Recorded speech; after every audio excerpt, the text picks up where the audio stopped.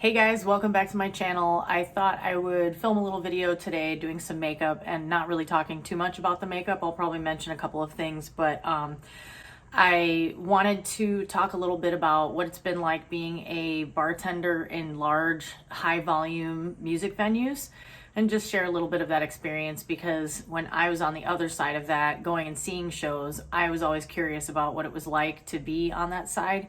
And I don't know if other people are interested in that or curious about it, but I'm sure somebody is. So who knows, maybe you will be. And having had the experience of doing that work for a while now, I always am like, man, I wish people could see this side of things. And honestly, I wish for this video that I could have, you know, video of myself like from overhead doing my job, because the way that we work, what I'll get into in this video, but the pace at which we work and stuff, sometimes I think it's just crazy. And I'm always like, I wish someone could see like a time lapse of it or something. I don't know. Anyway, but I won't even say, I might mention like one venue that I've worked at, but I won't say where I work now, because they're really strict about, they have like many places that are corporate owned, they have a strict social media policy, and you know, you could get fired potentially for talking about your job. I don't even know if it would need to be in a negative way. So I won't say specifically where I work, but I'll describe like the type of space that it is, and just give you a better idea of the work that I do there. And so just, you know, to give a little bit of description, I wasn't even wanting to wear eye makeup today at all. Like, I really don't feel like it, because it's so much more comfortable not to wear eye makeup. This is, to me, this is, my complexion makeup is done, eyebrows are done, although my eyebrows have not been working out for me very well lately. So this is how it looks when my eyebrows are not exactly how I want them, but whatever, it's okay. So this to me is like a perfect, what I think of as no makeup face, where it's sort of subtle and just, you know, perfected skin, complexion, whatever. I don't know what I'm trying to say. Anyway, as you know, if you've followed any of my videos, and especially if you're a makeup person like me, then you might know that I'm really obsessed with RawBeautyKristi. So I'm going to be using two of her palettes today to recreate a look that I did for work the other night, because I really loved how it turned out. When I do my makeup for work, sometimes certain looks get tons of comments from people, and sometimes it can be a little bit uncomfortable and like it's a distraction, because it's nice, you know, it's nice to get compliments, but and I think as a bartender, it's good to do things that can, I think it looks good to the customer if they see you put effort into looking interesting for the show. That's the buzzer downstairs. I was gonna mention, you're gonna hear some noises because I live in a 100-year-old building with really loud radiators that make weird noises, and there's a lot of wind. There's a huge snowstorm outside, and I'm gonna capture, if I get this video done and it's still light enough, I'll get a little bit of video, because it snowed. It's still maybe snowing a little bit, I can't tell, but it snowed about like maybe 6 inches judging by the cars out front, and I'm super happy to have like a free day to just be able to be in the house today and not have to drive anywhere or move my car, which is parked a few blocks away and buried in snow. So I'm using what might be one of my favorite palettes of all time, the RawBeautyKristi and Colourpop collab at Forest Site. Did you hear that? That was the heat. And this was just re-released recently, and it was sold out overnight. This is basically like, if I could only use one palette forever for the rest of my life, I would probably use this one. I also am going to use a little bit of the RawBeautyKristi and Pure Cosmetics collab palette. So there's the side that has more of the neutrals and the side that has more of the bright colors. And what's interesting is there are colors that are sort of analogous in both of these palettes. So what I ended up doing the other night was using both of these blues, for example. One was just a little bit deeper than the other, and they're not exactly the same sort of tones. Oh, there, see, you can kind of see outside. Sorry. You can see that those blues are sort of close enough together how they would work well together. And then I use some of the earthier tones in the Colourpop palette along with the ones in the Pure palette, and they work nicely together. Like this one that I really love, Rainier, and It Just Does is one of my super favorite shades in the Pure palette. So anyway, that's about all I'm going to say about makeup. So where do I start? I've been wanting to make a video like this because I think that there's this sort of almost adversarial relationship sometimes between the people who do service jobs and people on the other side of it. And some of it is this weird thing where people almost blame the person doing the serving for things they don't like about the experience in the venue. And for me, I work in a place that's downtown and it's expensive because everything is expensive in a major city, you know, and it has nothing to do with the people working there. We don't control that. So that's one of the aspects of it that can be a little bit weird, where you feel the sense that people, you know, and sometimes people will make comments, which is to me really rude, because it's like, you know, you're talking to somebody who's not making a lot of money, right? You know, like you're talking to a person who probably has multiple jobs, does not have health insurance, and you're complaining to them about the price of things that they can't control. And it's like, I'm just here to help you have a good time. Like that's part of my job, is to make sure you enjoy yourself here. And that sort of speaks to why I really love working in music venues, and why that's something that in particular I enjoy. It definitely traces back to my band geek roots. I'm kind of fond of sharing the fact that I played low brass because it's something that I love in my life. I actually still have a baritone horn in storage, not baritone sax, baritone horn. I also played trombone. I played sousaphone very briefly. That shit is hard. You have to have very powerful lungs to play that horn. I've always had an affinity for low-pitched sounds, low-pitched instruments. I have a bass now, which I bought years ago and haven't picked up very much. If you can hear that, that's the sound of my upstairs neighbors, because their kids just got home from school. And so there's going to be a lot of running, jumping, gymnastics, and general fuckery for the next, I don't know, 5 hours. That's my favorite, as you might have guessed. Man, it's hard not to talk about the makeup when I'm doing this, because it's just, isn't that beautiful? Look at that color, dude. That's Rainier. It's so beautiful. So what I did in this look, I'll just say this, that I don't like using a lot of blues and greens in my makeup looks, because I find them to be less flattering. They tend to, especially blues, tend to make my eyes look almost bloodshot, like it doesn't work well with the whites of my eyes. So I've noticed, I always just think it's interesting to note how people react to different color schemes. So I've noticed people tend to compliment more when I do really warm, earthy tones. So I think, well, those probably work better with my coloring, you know. But I want to use these blues and greens because they're pretty, and I want to. So I was like, well, why don't I do a look that incorporates, you know, both of those colors together? Because the way these palettes were designed, you can use colors that you wouldn't think would work well together, and then they end up working really well together. So that's what I did, and it turned out pretty darn cool, I must say. Anyway, I was saying, you know, being a musician, and like my most favorite bartending experience that I've had and have been fortunate to have on and off is working in the physical space where the music is happening. And currently the place that I work, I'm outside of the main theater space doesn't have bars in it. So I'm outside in an area that surrounds that, and you can hear the music being played, and you often have to yell at the customer over it through a mask, which is always interesting. Okay, I'm just coming back on because I had to stop for a good 20 minutes for snow blowing. I love it. So anyway, where was I? I was talking about being inside a live music space.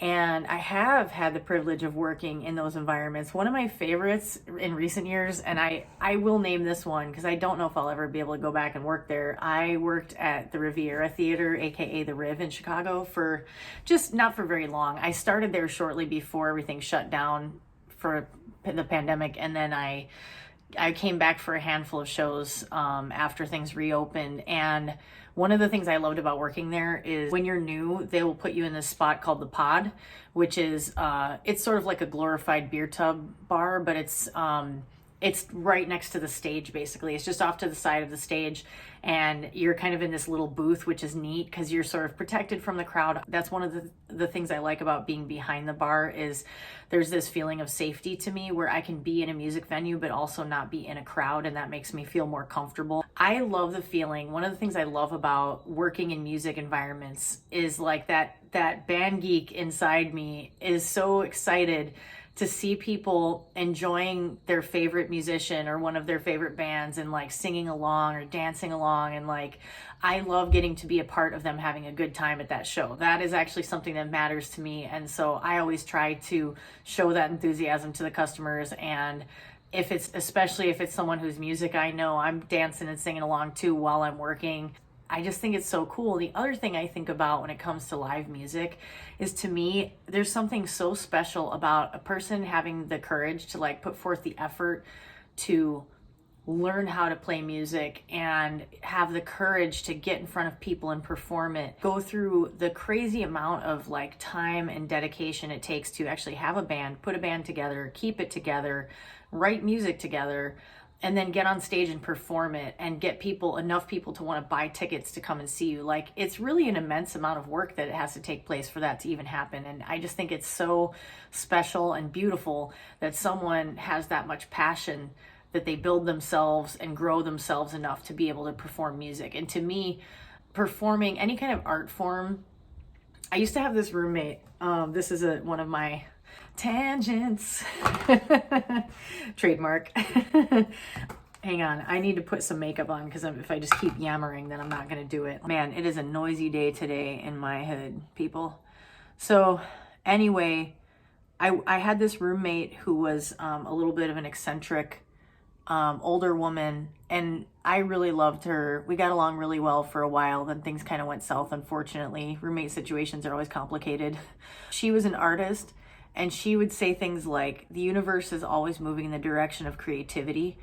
And I love that. I think that's a really beautiful sentiment. I think that whenever you're engaging in a creative discipline, whether it's making music, making art, making writing, whatever it might be, I think you are doing a great service, not just to humanity, but to whatever is bigger than humanity, however you want to look at it. It's an act of resistance against all of those like negative forces that tell you like, oh, this is a waste of time, you should be focused on making money. Fuck that, man.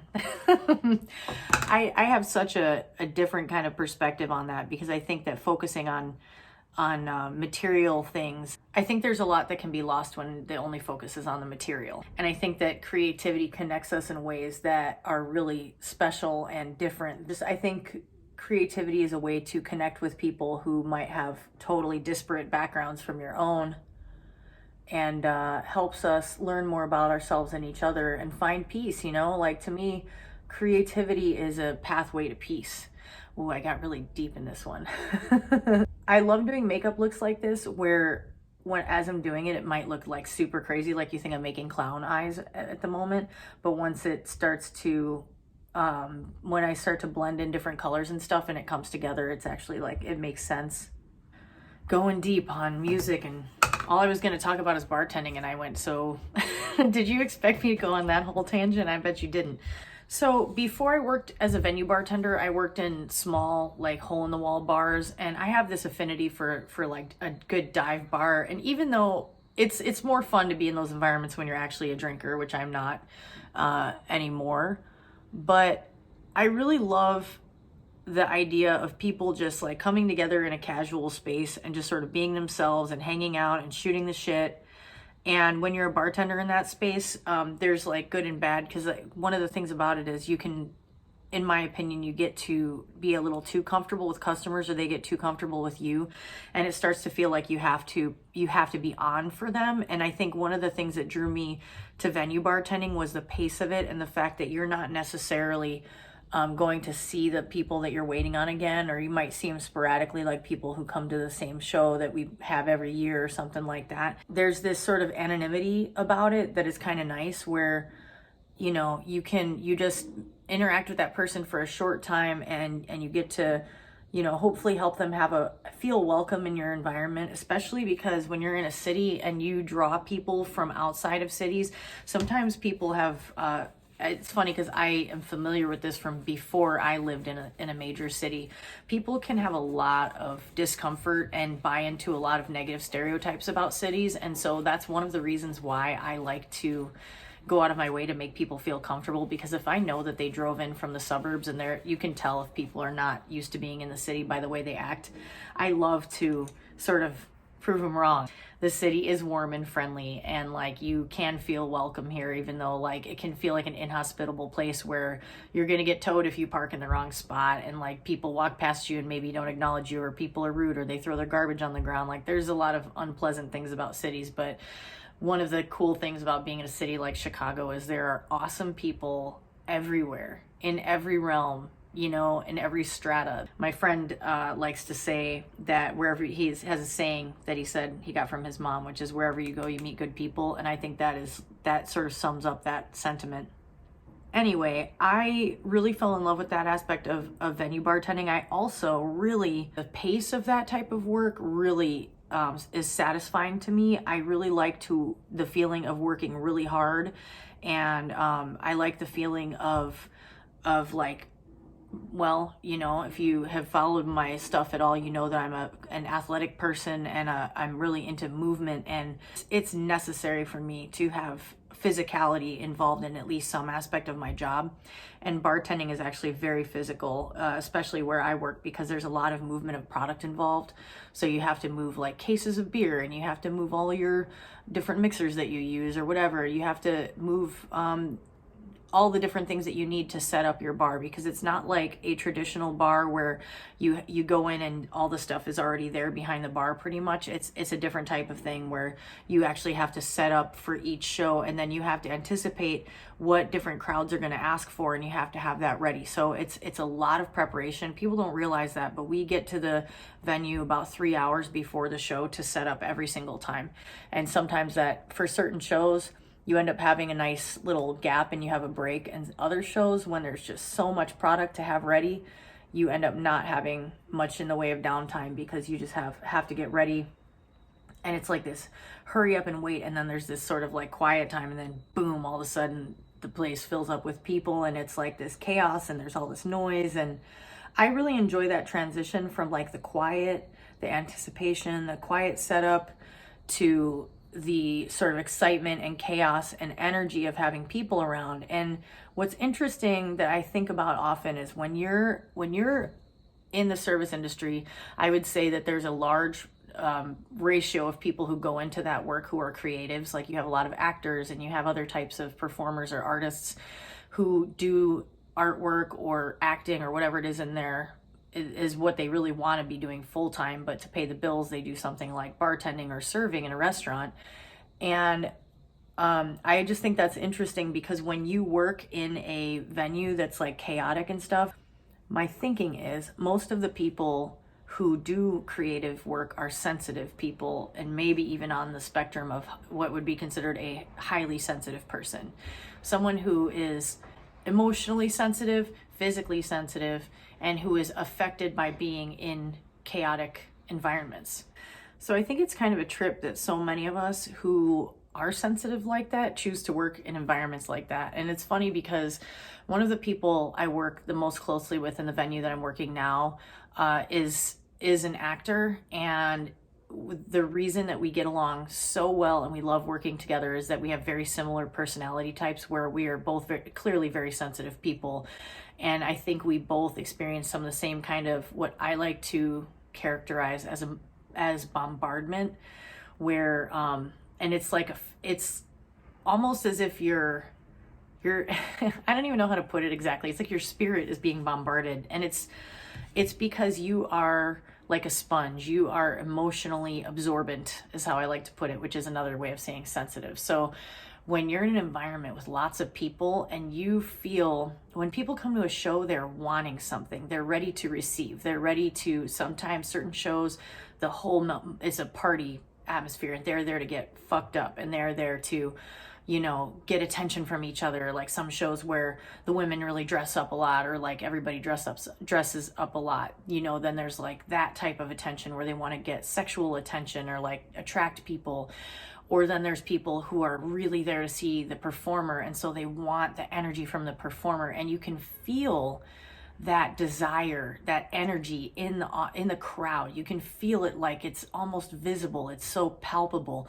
And so when you're a really sensitive person by nature, that affects you. You can sense it, you can feel it. And I just think that's sort of at the crux of what I really wanted to convey in doing a video like this, is like, I wanted to talk about how it's not just a functional job where you're like, I'm serving beers, I'm pouring beers, like it is, right? But it's also like this, there's so much more that goes into it that has to do with the way that you manage your energy as you're doing that type of work. Let's see, what am I gonna do next here? Dun, dun, dun. I don't know why sometimes I just want to do that. I'm gonna bust into these metallic-y colors here. I think one of the things too is like, there's a certain aspect of performance that goes into it. And I think that's partly why people who are professional actors also enjoy or are attracted to that kind of work, because they're able to perform, they're able to practice performing. I have some performance experience aside from being in band and like, you know, performing, did some, you know, solo performances over the years, or like small ensembles, and, or like, can you see how this is coming together now? It's funny how when you add the metallics on top of those really dark, intense colors, it sort of can bring them down into a little more of a, I don't know how to put it, just soften them a little bit, I guess. My own experience of performance, like I sing. I haven't sung in a long time, although I really miss it because I love to sing. I have a decent voice, that's how I like to put it. I was in a couple of bands for a while. I was in a cover band for years that I started back in maybe 2013 or so, 2012. I'm into like singing classic rock and grunge and stuff like that. And I always say like Soundgarden, Chris Cornell, that's like where I really learned to stretch my voice and sing. And that's what I feel passionate about. I'm a super big Soundgarden fan. And like, that's my 90s grunge girl roots showing, and I'm not ashamed. I've had the experience of, you know, singing in front of people. I love it. It's comfortable for me. It feels natural. So I think doing stuff like that, it's interesting how like when you're bartending and you're in a super busy environment like that, so you might have a line that's like 50 people long or whatever, or maybe I'm exaggerating, but I don't think so.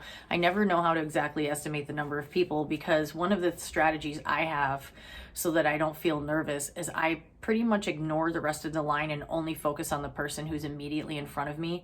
And you'll do hundreds of transactions in one shift. So you're like you're always moving, and you can feel it. You have this like little clock going off in your head if you stop moving like one hand, or if you stand still for a few seconds. Like, it'll drive me crazy because I have to keep moving, because I'm trying to do at least one transaction per minute, or multiple transactions in a minute if possible. And where I work, and I suspect this is true in many places, is that we have to use what's called a POS system, which stands for point of sale, but the alternate acronym of POS almost always holds, and it certainly does where I work. So like, what's frustrating is I move faster, and most of my cohorts, I would say too, move faster than our computers do, and it actually like slows down our ability to serve people. So you'll have this long line of people, and if you want to torture yourself and look at that line, and you see people like, there's someone standing like looking around someone else, and they have their arms crossed and they're like glaring at you,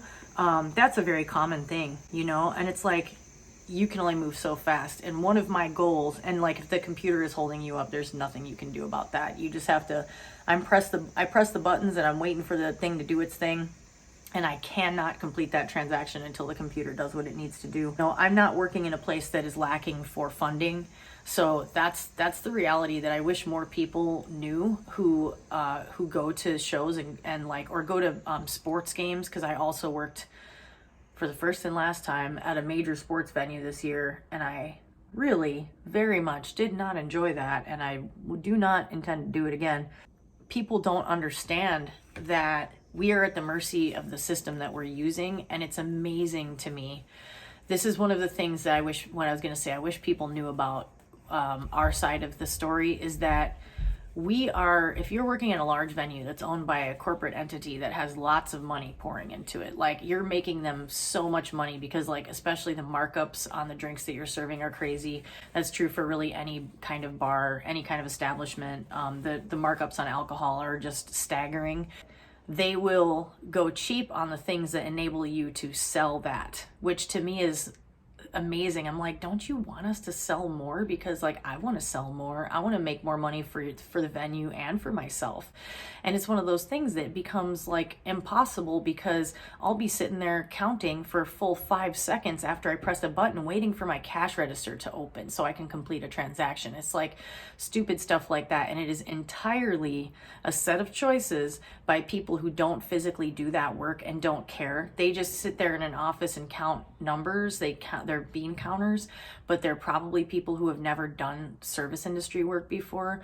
So they have no idea about that, nor do they care. And it drives me nuts, because like, I am kind of geeky about customer service. Like, as you can tell, I enjoy it and I like to be able to do it well. And when I'm held back from doing it as best I can by something that could be changed, it makes me crazy, and it makes my cohorts crazy too. Isn't that turning out pretty? And it sort of gives like a rainbow effect, and it's these kind of earthy colors, but hey. And then you know, as I like to say, you tie the room together with the eyeliner and the nice crisp wing and the mascara. So that's what I'm gonna do in a minute here. I think this part of it is mostly done.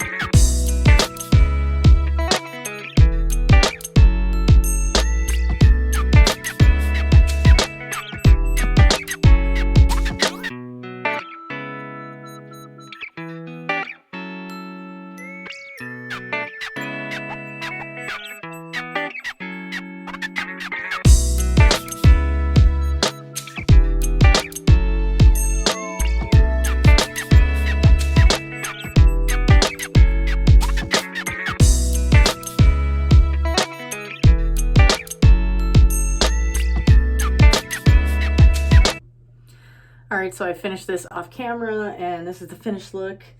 I feel like it looks a little different than the way it looked the other day when I did it, but I still like it. I think it's pretty. Anyway, I needed to relocate to finish filming. It got a little noisy on that end of the apartment, but yeah, so as I'm about to go into trucking, and I'm in this really weird in-between zone where I was about to start training for this company, and in theory I am about to start training for them, but I don't know that I'm going to end up wanting to work for them. It's really difficult to make that transition where, you know, when you work in the service industry, you're used to working multiple part-time jobs. I'm holding on to one of those jobs that has been a really good one for a long time. I'm in a position where I need to just make the leap, because when you get into something like trucking, you want to be driving every day. As much as it, you know, it's a physical transition for me because I'm used to being on my feet, and it's not going to be easy to make that transition, and I just have to keep telling myself it's not forever, it's temporary. It's difficult to leave behind that world that I've been working in for a long time. I hope I was able to convey some of the deeper, you know, reasons why it's something that I enjoy so much and kind of feel passionate about.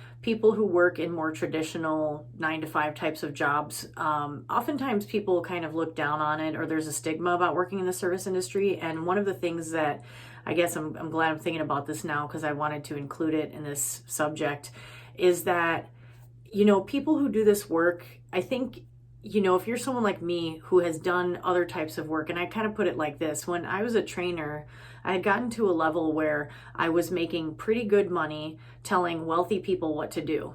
That's what my job was. And they respected me because of my expertise and because I had experience and because I was looking out for them and helping them, and they listened to me. And it was this really cool experience and relationship, and I felt respected. And then during that time, I was going through this beginning of this crisis period in my life, and I had to walk away from training so I could work on myself and deal with myself and become a better version of myself, so that I felt like I was able to really be there for others. And that's how I ended up doing service industry work, because it gave me the opportunity to not have to be on in the same way for people or be available for people in a way that I didn't feel good enough about not being able to be my full self for my clients. So that's where going into the service industry was a great alternative for me. I think it's unfortunate when people look down on it and don't value it as work. I'd like to think that during the period of the pandemic where things have been shut down and places are all short-staffed, and wow, we really feel that it affects us so much. But I would like to think that some people have gained appreciation for what it is that we actually do, but there are a lot of people who haven't, and who come back after things have been closed up and we're all short-staffed and expect things to be exactly as they were before, and they're simply not, and it's not our fault. There's nothing we can do about it. So that's kind of frustrating.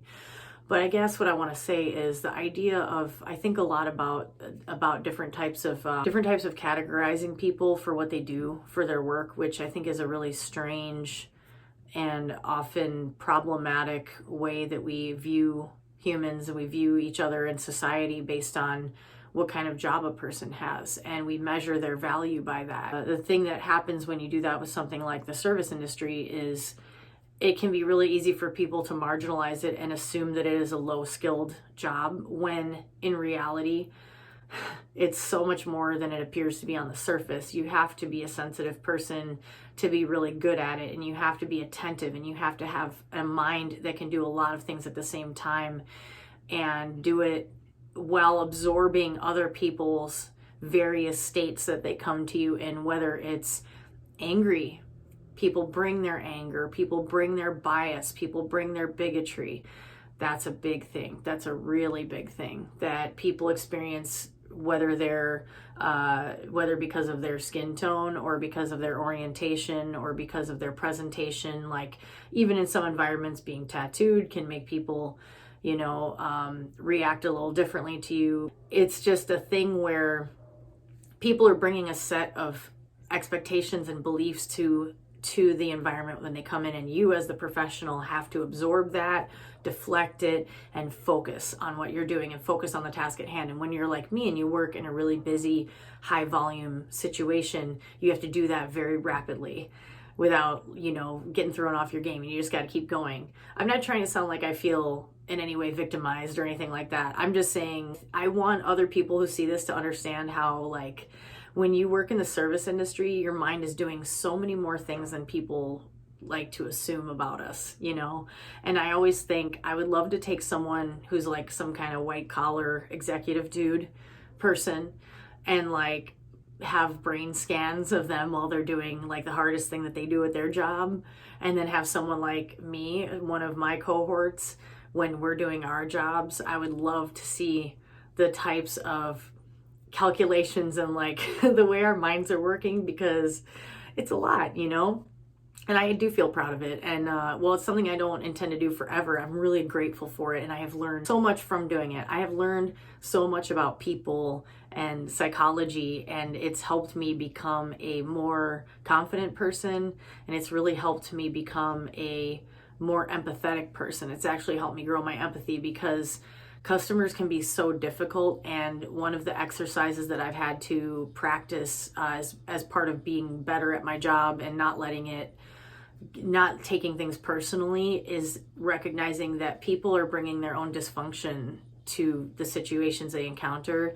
And a lot of times, it's not to say you should be a doormat and take people's shit, but it is to say that it's helpful when you can look at a person who is acting some type of way and be like, I'm sorry for that person, that they're they haven't grown past that, you know, and hopefully they will. It's a continuous education. It's a sociological, fascinating experiment, and I get to be a part of it while I'm making a living. So, you know, I kind of look at it like that. Whatever it is that you do for your work, hopefully you can learn from it. And when you have the privilege, I guess, of being exposed to thousands of people in the course of weeks and months and years doing your job, you learn and you grow from it, hopefully.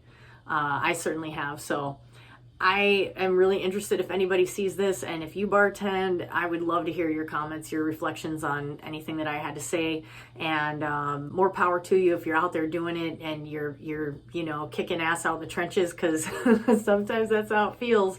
My buddy at work and I joke that we're going to war for some of these shows, because you know, you have to be like emotionally ready for the onslaught of humanity that you encounter, especially when you add alcohol. That's a whole other thing. I didn't even really talk about it. But anyway, I hope you enjoyed this video. I hope you like my pretty makeup look that I did. And you know, same as I always say, I'll catch you on the next one.